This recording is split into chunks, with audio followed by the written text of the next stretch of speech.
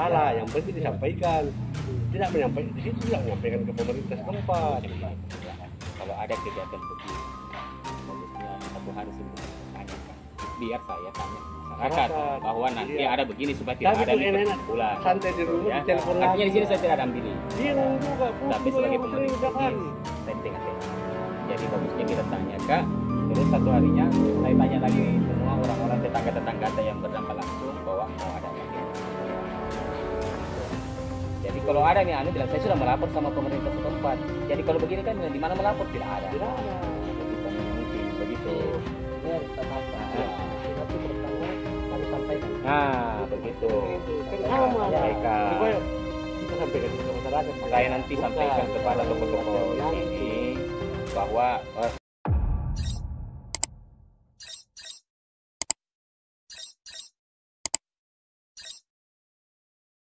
Hai, jumpa lagi dengan saya Al di channel Al Murid. Seperti biasanya kita akan memberikan reaction atau tanggapan berkenaan dengan video-video yang berdedar dan tentunya berhubungan dengan relasi antar umat beragama. Sangat miris sekali oknum-oknum yang merasa diri mayoritas, berlaku seenaknya saja kepada minoritas. Seperti pada video di awal tadi, kita sama-sama melihat bagaimana beberapa oknum kelompok yang begitu ketakutan ketika orang-orang Kristen beribadah dan melakukan aktivitas keagamaan. Coba kita lihat dulu tanggapan salah satu media ini terhadap video yang beredar di masyarakat saat ini. Berikut videonya. Cuma mau latihan nyanyi buat persiapan ibadah Natal aja dilarang. Ya, itulah yang dialami jemaat Gereja Stasi Santo Yosef di Bulukumba, Sulawesi Selatan. Ceritanya, para jemaat ini mau latihan kur paduan suara di rumah salah satu warga yang diduga juga jemaat gereja itu untuk persiapan Natal. Tiba-tiba ada sekelompok orang yang mendatangi rumah si jemaat yang pakai baju hijau tua. Pria yang pakai jaket hitam itu bilang, nggak bisa ibadah sembarangan, harus lapor dulu ke pemerintah setempat. Jadi nanti kata si pria ini, para jemaat harus nanyain tetangga setempat dulu apakah mereka ngerasa terganggu atau enggak atas latihan itu. Itu pun belum cukup ya guys. Katanya setelah nanya ke tetangga, para jemaat ini harus bikin laporan tertulis kalau tempatnya mau dipakai buat ibadah Natal. Warga jemaat yang berbaju hijau hanya bisa pasrah bahkan minta maaf ke para tetangga karena nggak izin dulu. Video ini diunggah akun TikTok Cecilia Angelina pada 30 November lalu. Di video itu tertulis, umat Katolik latihan nyanyi paduan suara untuk persiapan Natal harus izin melapor ke pemerintah. Video ini pun menuai respon dari warganet. Mereka mengecam aksi para tetangga yang maksa para jemaat harus lapor ke pemerintah setempat. Pelarangan ini jelas nggak masuk akal. Sejak kapan cuma latihan kur paduan suara buat Natalan harus sampai izin ke pemerintah setempat?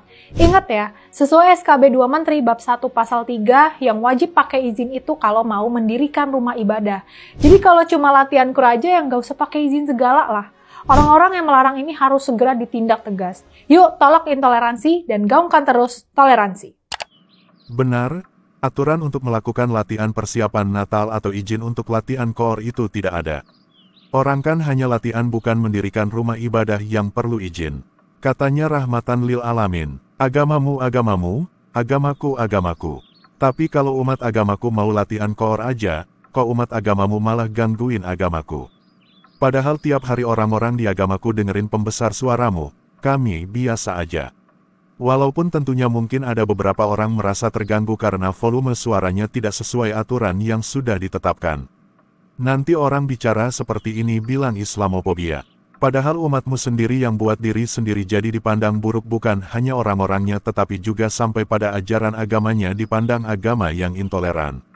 Umat Islam koreksi diri. Kalau dikritisi seperti ini evaluasi.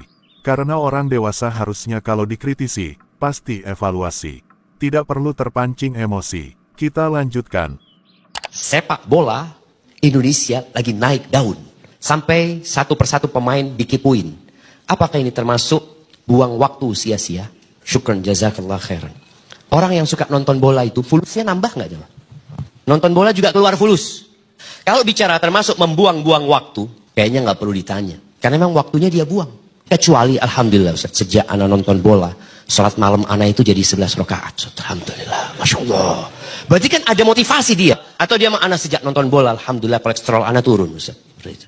Yang kolesterolnya turun itu pemain bola. Bukan penonton bola gitu loh. Iya, kalau bicara membuang-buang waktu, maka seorang muslim. Kata Nabi SAW, min husni islamil mar'i tarkuhu ma la ya'ni. kebaikan Islam seseorang, nilainya bagus nih orang ini, adalah dia meninggalkan sesuatu yang nggak ada gunanya buat dia. Apakah kalau nonton bola itu buang-buang waktu? Bubarin orang beribadah atau mau latihan core itu buang waktu? Coba tulis tanggapan Anda. Kita lanjutkan. Umat Islam sebaiknya menghentikan kebiasaan menonton sepak bola, kata Ustadz terkemuka Riza Hasan Basalamah. Seperti terlihat dalam video ceramahnya yang viral, Riza menganggap menonton sepak bola itu adalah perbuatan sia-sia. Nonton bola jelas buang-buang waktu, ujarnya. Kecuali, kata Riza, gara-gara sering nonton sepak bola, Muslim jadi lebih kaya, lebih rajin sholat, atau jadi lebih sehat karena kolesterolnya turun. Itu kan gak mungkin ya. Karena itu, menurut Riza, umat Islam sebaiknya berhenti menonton sepak bola. Riza juga mengutip hadis Nabi Muhammad yang bilang kebaikan Islam seseorang itu ditunjukkan kalau dia bisa meninggalkan sesuatu yang tidak berguna buat dirinya. Terus terang, saran Ustadz Riza itu terkesan sangat berlebihan ya. Dia ini bergelar doktor dari Universitas Islam Madinah, Saudi. Dengan disertasi berjudul Peran Lembaga dan Organisasi Islam dalam Membendung Kristenisasi di Indonesia, dia bahkan meraih predikat cum laude di sana. Dia pun adalah dosen, penulis, dan bahkan menjabat sebagai anggota Dewan Fatwa Perhimpunan Al-Irsyad. Tapi kok pandangannya terkesan sempit ya? Menonton sepak bola nggak bisa dianggap nggak berguna dong. Ya kalau dia menonton sepenuh hari, atau setiap tengah malam, atau pakai judi, atau pakai berantem gara-gara terlalu fanatik, ya wajar lah kalau sebaiknya ditinggalkan. Tapi kan mayoritas penonton bola hanya menyaksikan pertandingan itu untuk menyenangkan perasaan, menghibur diri, membangkitkan semangat setelah kerja keras panjang hari, atau bahkan membangkitkan rasa nasionalisme. Berlebihan jangan, tapi kalau menonton for fun sih, masa diharamkan? Mungkin Ustadz Riza nggak suka nonton bola ya, tapi kalau banyak pemeluk Islam yang bahagia menonton sepak bola, boleh ya. Yuk beragama dengan penuh bahagia. Yang saya mau tanggapi tentang disertasinya yang menyinggung kristenisasi. Pertanyaannya, bukankah Al-Quran disebutkan Allah itu yang menyesatkan? Jadi kalau ada orang yang meninggalkan Islam, bukankah sesuai dengan apa yang disebutkan Al-Quran bahwa memang Allah sendiri yang menyesatkan? Tentunya menyesatkan di sini dalam artian meninggalkan Islam. Ingat, umat Kristen tidak diajarkan untuk kristenisasi. Kami diajarkan menjadikan seorang menjadi murid Kristus sesuai Matius 28 ayat 19-20, bukan menjadikan orang beragama Kristen. Tidak peduli apa agamamu, apa sukumu, apa rasmu, kalau kamu percaya Yesus Kristus adalah Tuhan dan Juru Selamat maka kamu akan selamat, titik. Kita lanjutkan. Di zaman Rasul kan nggak ada orang baca Quran. Ada gitu? Lah Qurannya belum ada. Maaf ya, maaf. Maaf, saya udah minta maaf. Tapi kalian kalau udah baca kan merasa sudah seperti zaman Rasul. Betul nggak? Di zaman Rasul tuh belum ada orang baca Quran. Lah Qurannya belum ada. 300 tahun setelah Khalifah Utsman bin Affan mengumpulkan semuanya, itu baru ada Quran. Baru pada dibaca. Jadi baca Quran bagus, bagus, tapi jangan mengklaim seakan-akan sudah hidup di zaman Rasul. Ya, di Quran memang banyak pesan, kan surat ini. Bagus kalau kita bisa menangkap pesannya. Waduh, sudah dengar sendiri kan? Ini fakta, dan jika ada yang marah dengan fakta ini, mungkin dia orang yang suka dengan dongeng. Coba kita lanjutkan dulu. Di zaman Nabi Muhammad belum ada yang namanya kitab suci Al-Quran. Ini diungkapkan Ustadz Syaiful Karim di video ceramahnya yang termuat di akun TikTok. Dalam potongan video itu, Syaiful menyindir orang yang baca Al-Quran sekarang seolah merasa seperti hidup di zaman Nabi. Padahal di zaman Nabi belum ada yang membaca Al-Quran katanya. Lah Qurannya aja belum ada, lanjutnya sambil tertawa. Baru sekitar 300 tahun setelah Khalifah Utsman mengumpulkan semuanya, baru ada Quran seperti sekarang, tambahnya. Menurutnya membaca Al-Quran itu bagus, tapi jangan merasa sudah kaya di zaman Rasul katanya. Pernyataan Syaiful Karim ini dapat banyak reaksi di media sosial. Ada yang setuju, tapi banyak juga yang nggak terima, bahkan menghujatnya. Kurang ilmu tapi banyak ngomong, waduh parah nih orang, komen salah satu netizen.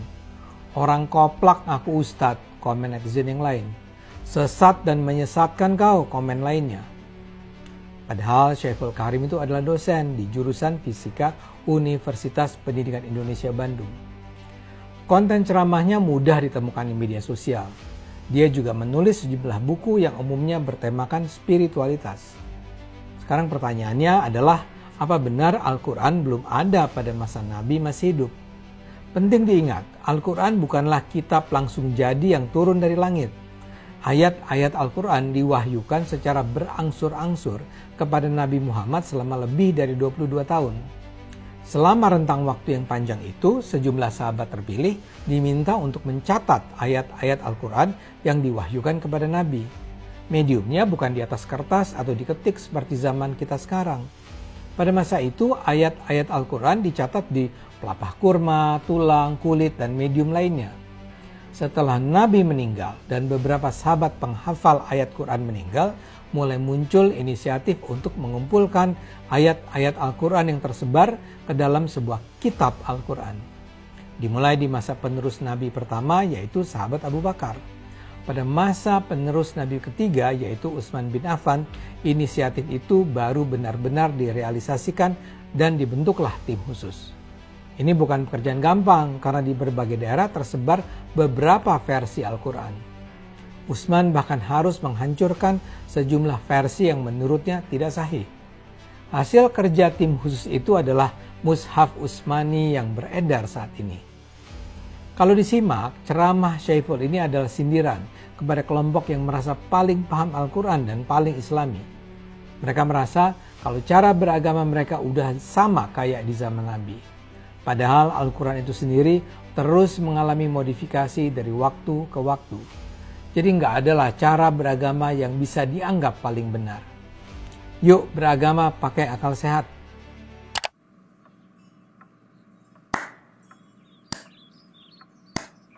Kita sekarang paham, Al-Quran baru ditulis oleh Utsman 300 tahun setelah Muhammad meninggal.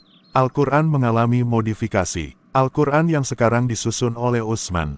Apakah bisa disimpulkan tidak ada kitab yang ada di zaman Muhammad? Dan kitab yang ada sekarang hanyalah karangan Utsman bin Affan. Stop pelintir Alkitab, karena kalau Al-Quran nanti dipelintir katanya menghujat. Orang cerdas seperti Syaiful Karim aja jujur, lain malah menghujat. Semoga bangsa ini makin lebih baik ke depannya khususnya dalam hubungan antar umat beragama. Salam murid Kristus.